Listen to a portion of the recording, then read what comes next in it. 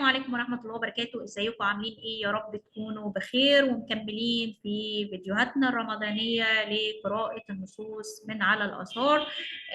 النهاردة هنتكلم عن الباب الوهمي، وزي ما انتم شايفينه باب وهمي لأنه غير حقيقي، ما اقدرش ادخل منه.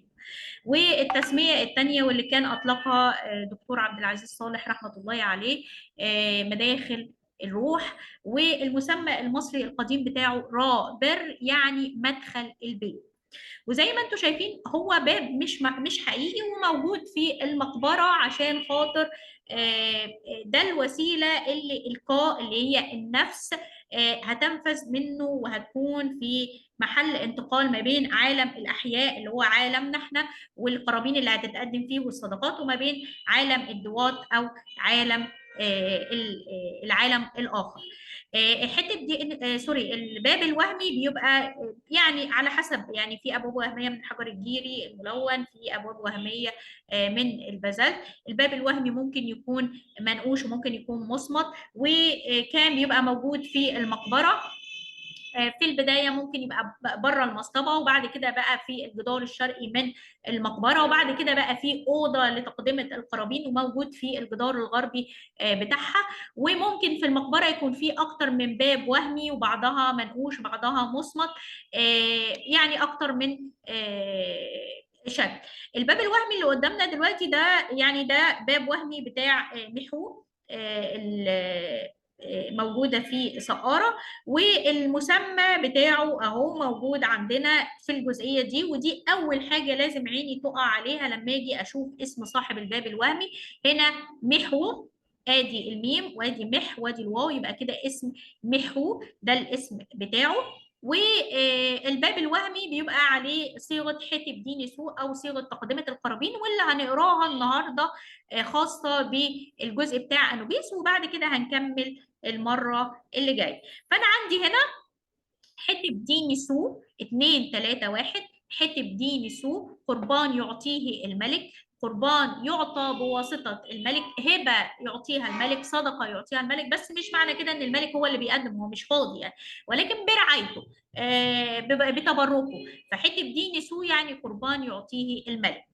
حتب دي انبو قربان يعطيه الانوبيس. خنتي سح نتر الذي يتصدر الخيمة المقدسة. إيمي ويت الذي فيه ويت، وده اسم أي مكان تحنيط خاص بأنوبيس. تبي جو إف اللي فوق جبله. نب تا جسر سيد الأرض المقدسة. قر ست إف والشكل بتاع التابوت ده، ومقبرته إم في غيرة نتر الجبانة إمنت الغربية. تمام. يبقى القاب انوبيس بالنسبه لي خنتي سح نتر الذي يتصدر الخيمه المقدسه او المقصوره المقدسه اللي هي مكان التحنيط، لان انوبيس اصلا حتى الكاهن اللي كان بيحنط كان بيلبس الماسك بتاع انوبيس. ايمي ويت الذي فيه ويت. تبي جو اف اللي فوق جبله.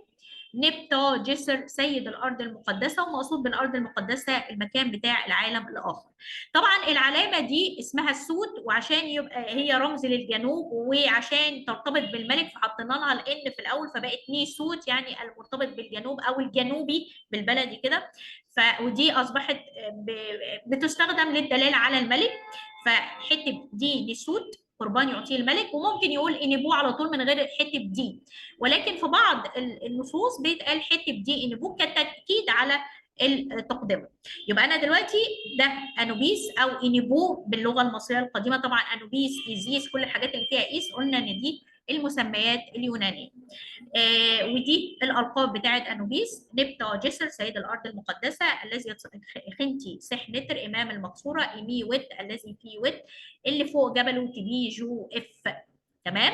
يبقى النهارده خدنا جزء من القاب انوبيس. ما تنسوش لايك وشير وسبسكرايب للقناه، وعايزين نوصل الفيديو لاكبر قدر ممكن عشان الناس كلها تستفيد، اخواننا المرشدين وزمايلنا المرشدين وطلابنا اللي حابين يتعلموا يقروا من على الاثر. لو في اي ملاحظات او حاجه بلغوني بيها في الكومنتات. اشوفكم على خير، سلام عليكم.